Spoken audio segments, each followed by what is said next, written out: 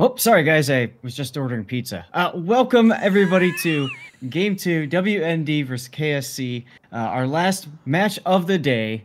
WND up 1 over KSC. WND third place. KSC second place. Third place EU. Second place NA. Raptor, what do we have for WND, sir? WND making a very unconventional choice with their lineup, opting for only a single battleship, and that is FaZe's Montana here, going for a traditional American, upgrade plotting room 2 in slot 6 there. A little bit of survivability, basic survivability, and all that sort of thing. He's it. Other than that, they have gone fairly cruiser heavy. Of course, they're running 3 different Des Moines. We've got No Name over here, a unique upgrade, top grade gunner and concealment, headed out wide to A, backed up by DNO's Moskva. Again, not legendary. We've seen a lot of unique upgrade Moskvas over the course of the event, but not today. DNO opting for reload and top grade gunner.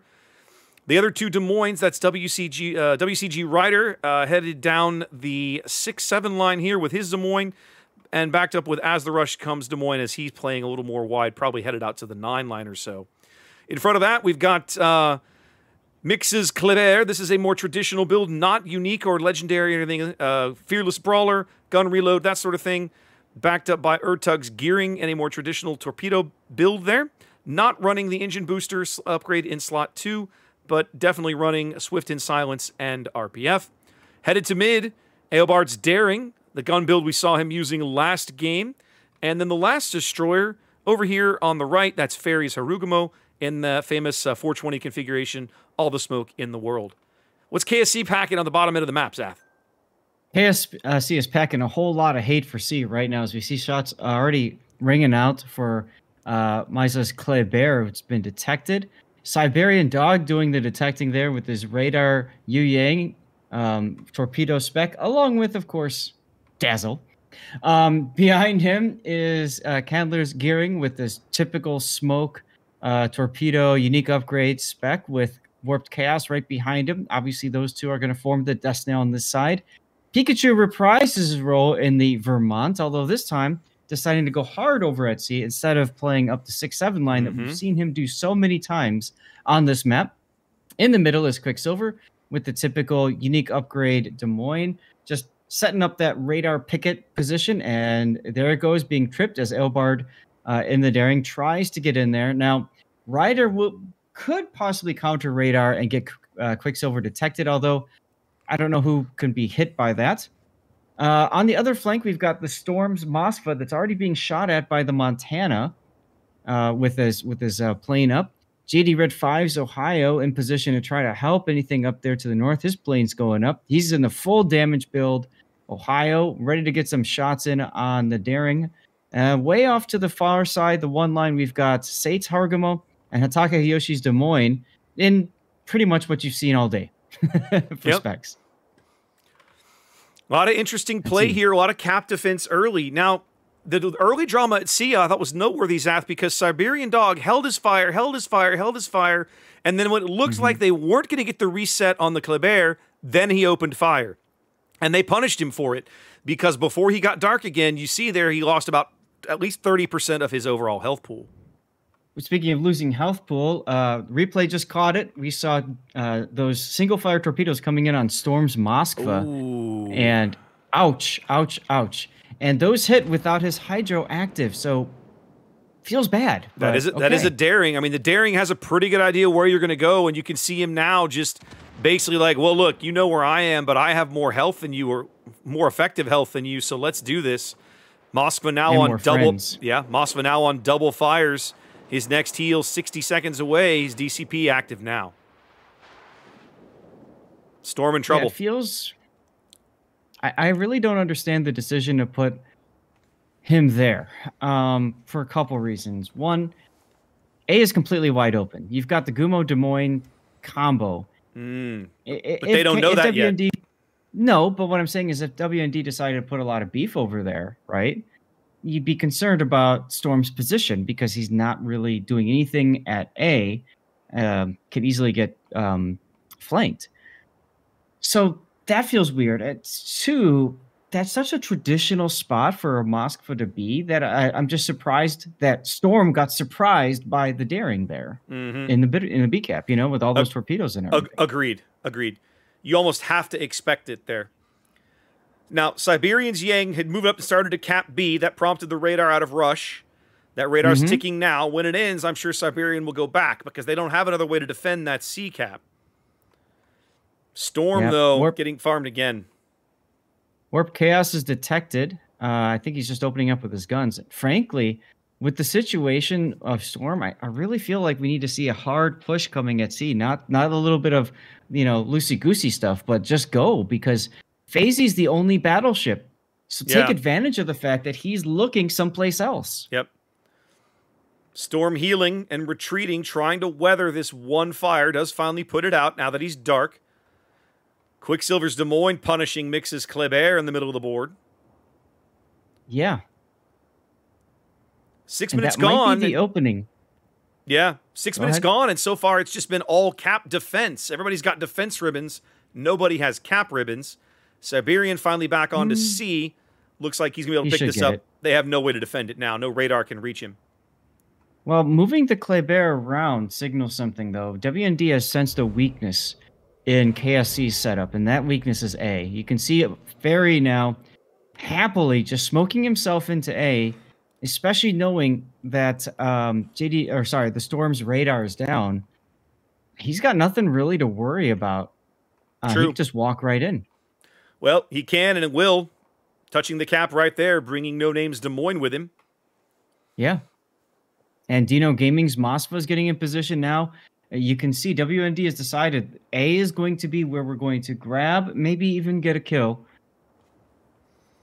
As the Montana for WND, FaZe is now rotating over to C cap. I guess they figured they've done enough damage to the Storm's Moskva. JD's Ohio took a salvo right there, but came up empty on FaZe. He had a beautiful angle. He just didn't quite lead the shots right, and so they all fell short. Now in firm control of the C flank, it feels like KSC, if they want to claim a game out of this series, they're going to have to reorganize and get back towards the middle of the board. Well, and the thing is, they haven't lost a ship, right? I mean, yeah, Storm is low, but they haven't lost a ship. Quicksilver now catching Obard daring with his radar. Nice hit there. But check out this torpedo salvo on JD. He's going to eat at least 2 more of these Harugumo torps. Big Japanese torps making big holes in his hull. I'm very curious why JD just kind of came out like that, but okay. I think he was trying to get ready to flip around, maybe. I'm not sure exactly. FaZe gets smacked by Pikachu's Vermont.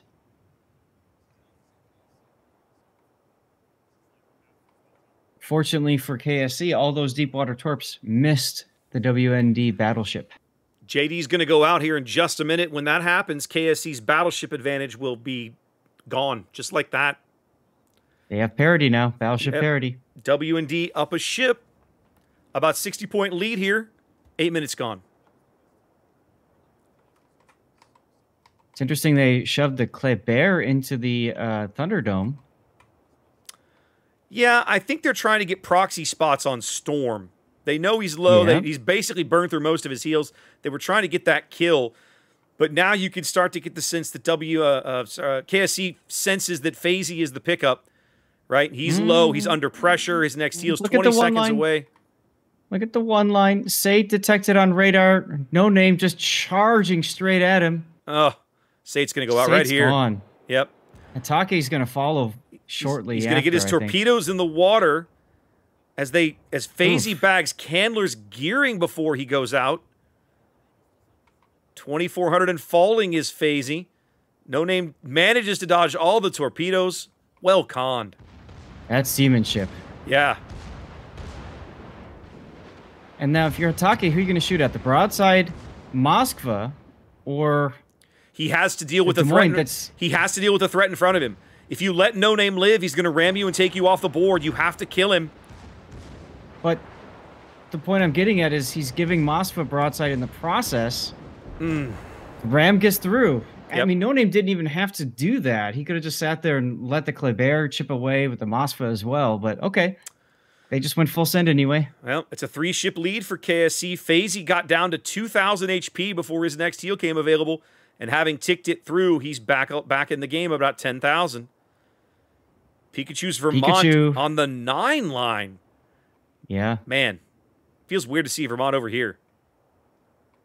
Well, I wonder if the fact that there was only one battleship on WND's side made them think, okay, we can, you know, try to flank it or something. But I'll tell you, KSC losing that Ohio so quickly. Well, they're gonna lose Pikachu right here. Like, I mean, think about this. They came in with a battleship advantage, and both of their battleships died before FaZe did.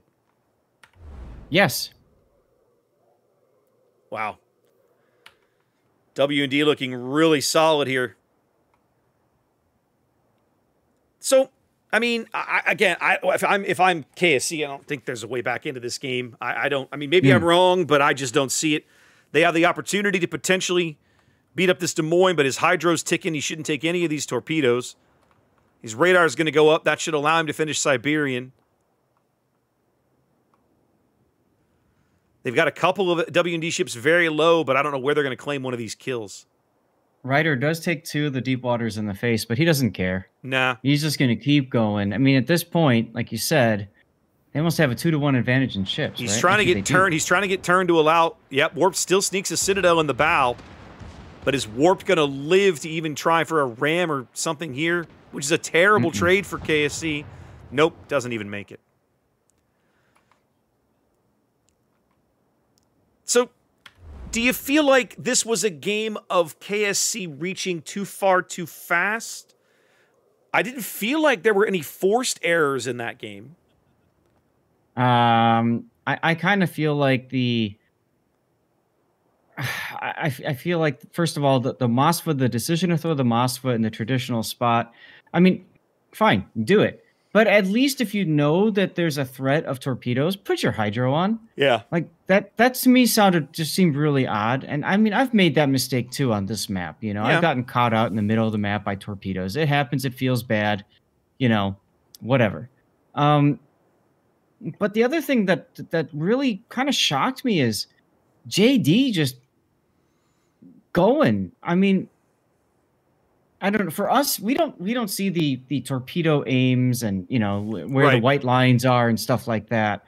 But it felt to me like JD wasn't really making that many maneuvers. He didn't really respect the torpedo threat. Yeah. And threw away that ship as a result.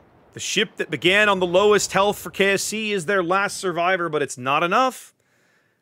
W&D sweeps the series. Yeah. Yeah. So it's a great series to see. I'm sure KSC is going to have a lot to think about after this this battle.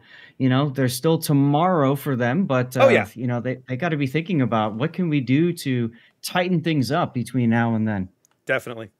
All right, guys, that should be our last game of the day. We'll throw it back to the studio for a little bit more analysis and an outro.